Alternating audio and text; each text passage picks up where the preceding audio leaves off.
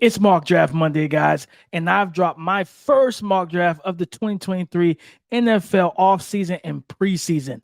What are the top picks? How does Keith feel about it? We're going to tell you next on the Locked On NFL Draft Podcast. You are Locked On NFL Draft, your daily podcast covering the NFL Draft. Part of the Locked On Podcast Network, your team every day. What's up, Locked On family? Let's get locked in.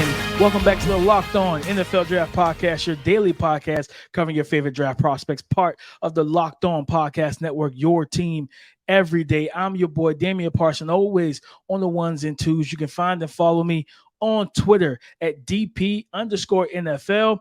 I'm a national scout over with the Draft Network, as well as the host of the Locked On Clemson podcast. Guys, thank y'all for making Locked On NFL Draft your first listen today and every day, Monday through Friday. Thank you for being the family, being part of the fam, but also our every single day is, and happy Monday to you. But as always, we got the champ here, my guy, Mr. LSU, the man with the ring and championships, Keith Sanchez. You can find and follow him on Twitter at The Talent Code. Keith, talk to him, baby.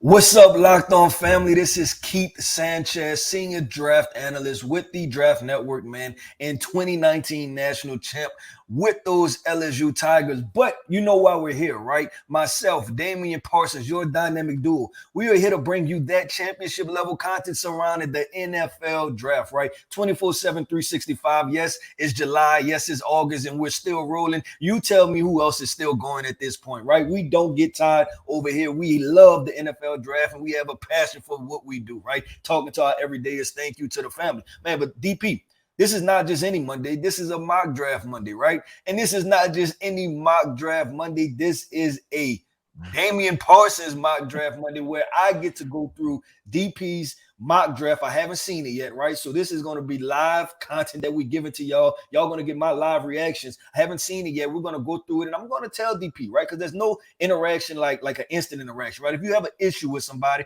you rather be direct and tell them, like, you know what? I don't care for that. So we're about to have some fun, man. Your draft guys, the two co-hosts of this podcast, we're about to have this conversation on this podcast. It's about to be really fun. Y'all make sure to like and comment, subscribe to the YouTube channel, Twitter, wherever. If you don't like what DP did, let them know. If you like it, send them a comment and let them know also, man. So DP, why don't we kick this thing off and have some fun? Today's episode is brought to you by LinkedIn Jobs. LinkedIn Jobs helps you find the qualified candidates you want to talk to faster. Post your job for free at linkedin.com/LockedOnNFL. That's linkedin.com/LockedOnNFL to post your job for free. Terms and conditions apply. Let's do it. And as always, guys, especially on YouTube, hit that bell notification so you are notified whenever we drop fire content. But let's go ahead and get into my early 2024 summertime NFL mock draft picks 1 through 10. At number 1, I have the Arizona Cardinals staying put in selecting Caleb Williams, quarterback out of USC. I have at number 2, the Tampa Bay Buccaneers moved up from 4. I had a trade. They moved up from 4 to number 2. They say, I can't go without a quarterback. They select Drake May. At number 3, the Indianapolis Colts get draft Olu Fashanu, offensive tackle from Penn State. The Arizona Cardinals at number 4 via the trade with the Buccaneers select Marvin Harrison Jr., wide receiver out of Ohio State. The Tennessee Titans select Jarrett Verse, edge rusher from Florida State. At number 6, the Los Angeles Rams select quarterback from Texas, Quinn Ewers. At number 7, the Las Vegas Raiders go quarterback. They take Joe Milton III out of Tennessee. At number 8, Brock Bowers, tight end from Georgia, is a Washington Commander. At number 9, we have Emeka Egbuka, wide receiver from Ohio State, to the Chicago Bears. And the Chicago Bears on the clock again, selecting Chop Robinson, edge rusher out of Penn State. Keith, what stood out to you? What stood out to me, well, I have 2, right? 2, I'm going to make one really quick, and that's the Indianapolis Colts taking Olu Fashanu over Marvin Harrison Jr. I know I talked about this before. Like I said, I want to see the storyline, DP. You didn't want to give me the storyline. I want to see the good storyline. But I can accept that, right? You get, and then I would also, because I knew you're Anthony Richardson guy, I thought you would have given him Marvin Harrison Jr., given him another weapon. But I understand, I understand the offensive tackle. But my gripe is more of a question, right? Is because I need to know, DP, is this a declaration of where do you stand with this? And that is Joe Milton, Tennessee quarterback, going number 7 to the Las Vegas Raiders. I need you to explain that to me. Like, do you believe he's that good? Do you think his ceiling is that high? Where are you with Joe Milton right now for him to go pick number 7? And then also, because he's a dual threat quarterback, and we didn't like Anthony Richardson with Josh McDaniels. And then do you feel like Joe Milton is different and could be a better fit? So first, I'm gonna answer the second question first. I don't think Josh McDaniels is gonna be there. So we need a bomb, like the little bomb thing on here, right? The boom. I think like, he gets fired. That's a shock. Okay. Hey, okay. That answers my question, right? Like, okay, Josh McDaniels won't be there. I get it. I don't think that's going to be the case for the Las Vegas Raiders. But I when that situation, I was like, all right, I'm sitting there and I'm thinking about all the quarterbacks, and we know that the NFL is a copycat league. We just watched Anthony Richardson go and tools and traits. As long as you put them on tape, right? Like, there's some guys who have tools and traits, but they don't ever really show up on film because of how they play. So, like, when you look at Anthony Richardson, he was like, well, his stats weren't great. No, but he was in a horrible situation. And then his tools and traits actually showed up on tape where he could carry a team, right? And showcase the ability to sustain the offense, things like that. With Joe Milton we watch what Josh Heupel's Tennessee Volunteer offense was able to do for Hendon Hooker. If you watch any tape of Hendon Hooker when he was at Virginia Tech, totally different guy. He was not good at Virginia Tech, right? So you saw the transformation for him in his game in this offense. Joe Milton's going to be, and he's even more toolsy. He's just as athletic, and his arm talent he's got arguably, if not the best, one of the best in the top 3 in terms of arm talents in college football. And some would say, because I remember I posted this to Twitter, in the NFL, he's got an legit elite type of arm. So when I looked at him, I was like, all right, Vegas, it's time for y'all to go ahead and get you a quarterback, right? And it's like, well, Spencer Rattler. I thought about, my boy from Duke, Riley Leonard. I thought about a couple of those guys, keep Michael Penix, but get 2 ACLs and all that stuff. I'm like, Joe Milton to me is that guy that is set up offensively, weapon-wise, to take such a leap that with the tools and traits that he has, once he gets to the draft time, and then what did Anthony Richardson do? He walked into Indianapolis like he owned the joint.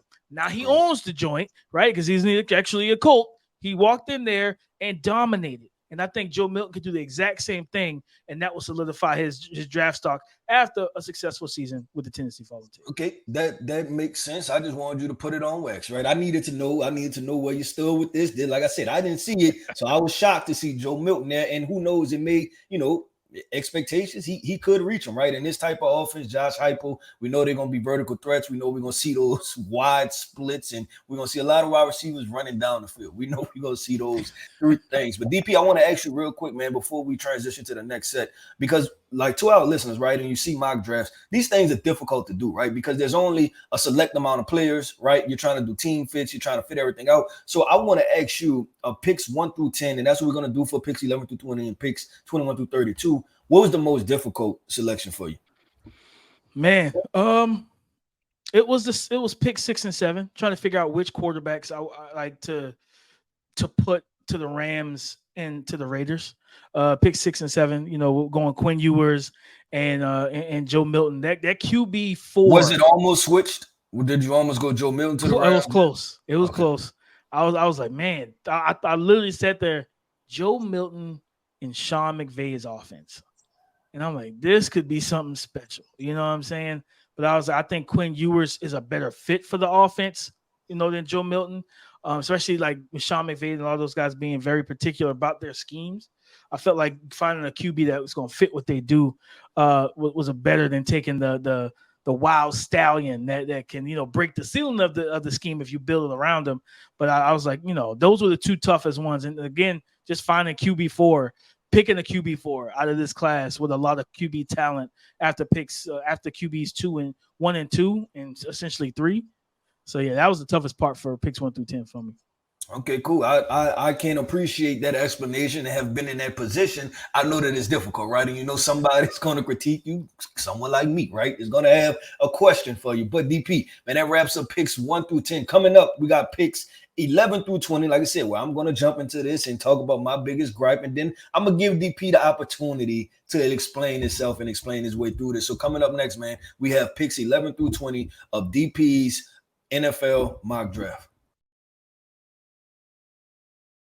These days, every new potential hire can feel like a high-stakes wager for your small business. You want to be 100% certain that you have access to the best qualified candidates available. That's why you have to check out LinkedIn Jobs. LinkedIn Jobs helps you find the right people for your team faster and for free. So listen, all you need to do is create a free job post on LinkedIn Jobs, then add your job and the purple hashtag hiring frame to your LinkedIn profile to spread the word that you are hiring. Simple tools are available like screening questions that make it easy to focus on the candidates with just the right skill set and experience so you can quickly prioritize who you'd like to interview and or hire. It's why small businesses rate LinkedIn Jobs #1 in delivering quality hires versus leading competitors.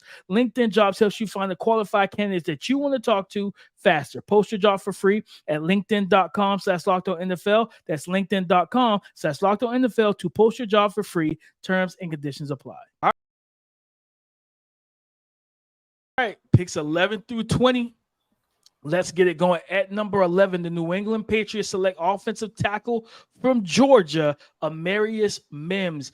At number 12, the Atlanta Falcons select edge rusher from Ohio State, Jack Sawyer. At number 13, the Pittsburgh Steelers go linebacker, Jeremiah Trotter Jr. from Clemson. At number 14, the Denver Broncos said, let's improve the interior offensive line and select Georgia's center, Cedric Van Pran. At number 15, the New York Giants select wide receiver from Florida State, Johnny Wilson. At number 16, the Green Bay Packers select Joe Alt, offensive tackle from Notre Dame. At number 17, the Houston Texans select Kool-Aid McKinstry, cornerback, Alabama. Number 18, J.C. Latham is a Miami Dolphin offensive tackle from Alabama. Number 19, Donovan Jackson, interior offensive lineman from Ohio State to the New Orleans Saints. At number 20, Minnesota Vikings select J.T. Tuimoloau from edge rusher from Ohio State. So, Keith, talk to me. Yeah, so I'm going to pick through a couple different picks within this, right? I'm not just going to say one combination. I'm going to say my thoughts on a couple different ones. The New England Patriots selecting offensive tackle Amarius Mims. I like it. I like the player, right? And I like the fit as far as, them getting offensive line help. Just wondered if they would go wide receiver there for the pick. But I can kind of see where there's a bit of a dip off in the value of the wide receiver. And just rather get the premium offensive tackle. Next up would be DP for me would be a question for you. The Kool-Aid McKinstry to the Houston Texans and the first cornerback coming off at pick 17. Once you did this, and I don't know if you noticed it, right, that first corner came off at 17. Even if you did, in hindsight, is that where you think the first corner could come off? And this is a testament to the cornerback class, or this is a testament to how talented the other positions are? I think it's a testament to just the talent at the other positions, right? We know QBs, they're priority one. So they're going to, they already are going to knock down a lot of other good, players. When you have the Marvin Harrison Jr., Brock Bowers, and Emeka Ibuka end up in the top 10, that pushes some other talent down the board. And I felt like other teams, looking at the teams that were in front of them, I said, all right, who actually needs a cornerback that badly to pick a corner over Chop Robinson or over Jack Sawyer or, things of that nature. So that's kind of how it ended up playing out for me. I was looking at, who spent high. I even went back to the 2023 class and said, okay, who spent high picks on corners and looking at their depth chart and what they actually have right now compared to teams that still need to upgrade the position. And Houston was actually the very first team that I was like, okay, you guys Stingley, you need another one. You need another one, like pretty substantially. So I was like, thinking about McKinstry, Stingley, and Petrie in the back end. along with Jimmy Ward. I was like, man, giving D'Amico Ryans a well flushed out with the secondary. Will Anderson and in the Mm-hmm. front seven. Now that could be really good. And the last thing I have to say about this DP is I like the JT Tuamalohu to Minnesota because they're like the what they lost to Darius Smith, right? Or is he there? I'm not sure if they lost him. They released him, I believe. Okay, so he's not there. And then Daniil Hunter, that's supposed to be a transaction that's, going to happen to where he's not going to be there, right? And so you need an edge rusher. And we know that this Minnesota Vikings team, they need some element of toughness, right? It's been a while since Mike Zimmer and like early Mike Zimmer that they've had a good defense. So I like that selection. That's what I told you. I was going to be fair, right, DP? Like I was going to ask you the questions. I was going to critique some things, but I was also going to give my guy his credit. And I really like thought you were going to go in a different position. I thought you were going to show love to your boy J.C. Latham to the Miami Dolphins. I figured he was going to hit that one. Oh, I was kind of mad about J.C. Latham. Really? Yeah, I was kind of mad because I wanted him to go higher. But I was like, you know what? I'm going to let it go. You know what I'm saying? Like I decided like, I'm going to let it go. You can't complain about everything, right? So, and not mad, but I was surprised. I was surprised. I thought he was going higher. But I do like the selection of him going to Miami with Miami needing a right tackle. So I understood it. I was like, it's cool. That's how I felt. It's cool. Tool. DP, I want to give you, like I said, man, give you your opportunity. Talk about what was most difficult in this selection, right? 11 through 20, because there was not much I disagreed with in here. But what situation that came when you was trying to align these players just with this group of picks, 11 through 20? Man, the Saints. The Saints is like they're such Who a that difficult nation? team to mock for because it's like they'll zig when everybody else zags. They do, So and they always draft interior offensive linemen, like offensive linemen. Like they spend a lot of resources. Like we think about what Cesar Ruiz, Andrews Pete over the years, Teron Armstead, Ryan Ramczyk, and I'm missing people like that, but they consistently draft offensive linemen early. Always. So that's what, like, for me, I was Trevor looking at it, I was like, Trevor Penning. So I was like, man, I know that there was some. I don't mean to cut you off, but they drafted the Texas A&M guard too. I can't even remember his name. I know you're talking about. Yeah, they consistently draft offensive linemen. They can't help themselves. Like it's like they trying to find the best five, and I get it. And that's what I went. That's what I went with because I know that there were talks, and I'm pretty sure you've heard them about like the whole Cesar Ruiz experiment. Like it just hasn't worked out. And I thought he was somebody that's going to be a really good pro, but it just hasn't worked out for him consistently with the Saints. So I was like, all right, go back to the Big Ten, go back to that well, but just go to a different team. Go to Ohio State and get Donovan Jackson to fill in at one of those guard spots. And I think you could really have yourself a good situation because at the end of the day, you signed Derek Carr for a couple of years. You want to be able to protect him, run the ball, different things like that, and allow him to be able to survey freely without having as much pressure in his lap and in his face. Yep, no, I agree. I actually like and appreciate that, you know what I'm saying, that selection. And like you said, it's on par. If it's the Saints and you draft offensive linemen, can't nobody get mad with you, right? So I think that was a pretty solid selection. But DP, man, we're keeping this train rolling, man. We're keeping this train rolling. And now we're into what probably is the most difficult, right? Because you're still in the first round. But we know that year in and year out, right, there aren't always 32 first-round talents, right? So this is where it gets most difficult as someone who creates mock drafts, as a talent evaluator, as a senior, NFL draft analyst, right? This is where it gets most difficult. So coming up next, man, I think this is probably going to be the most intriguing. This is where you're going to see some interesting names fly off the board. So coming up next, we're going to get into picks 21 through 32 of DP's 2024 NFL mock draft.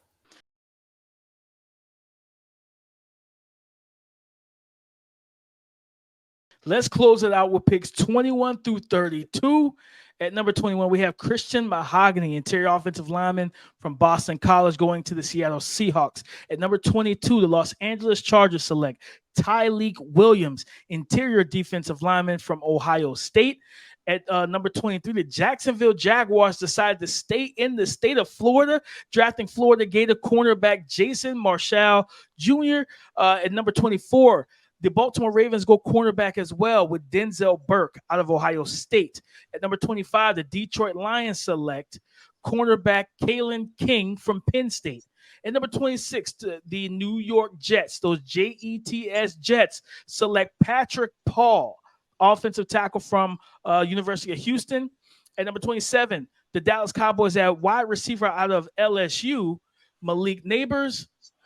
Number 28, the Cincinnati Bengals replaced Jesse Bates with Kalen Bullock, safety out of USC. Number 29, Jordan Morgan, offensive tackle from Arizona, goes to the San Francisco 49ers. And number 30, the Buffalo Bills find a nice middle linebacker in Tommy Eichenberg from Ohio State. At number 31, the Philadelphia Eagles add another wide receiver, Xavier Worthy from University of Texas. And at number 32, the Kansas City Chiefs select Mason Smith, interior defensive lineman from LSU. Keith, talk to me. I had to go with the Jets. Them going with Patrick Paul off of early evaluations. If they do this, I would call this a significant overdraft. I would say this is the Jets, and if we're any Jets fans on here, this is not a personal critique, right? But this is what the Jets do, right? Like, this is something I just, because we still have our guy out there at BYU, right? Honestly, you even selected Jordan Morgan after him. Like, there are probably 3 or 4 more offensive tackles that I like, ahead of Patrick Paul at this point. So I'm gonna ask you, DP, the thought process in going to that, or do you like Patrick Paul this high? Like, do you see a skill set? And the reason I'm asking is because if I'm a Jets fan, I can't go on any more projects, because you know what project I tried? The Mekhi Becton project. And I can't miss, you know what I'm saying? Like, because there were other offensive linemen that went after Mekhi Becton. You just went with the really big guy that had the tools, that had the upside, but there were some questions about something, right? In his case, it was the weight, right? It turned out there was a question, but there was also an answer to it too. And it is an issue with him, right? So if I'm a Jets fan, I'm extremely uneasy about taking Patrick Paul. So I want to ask you, what was your thought process and going in? Because you may like him more than what I do. No, I see the upside with him, but like I said, it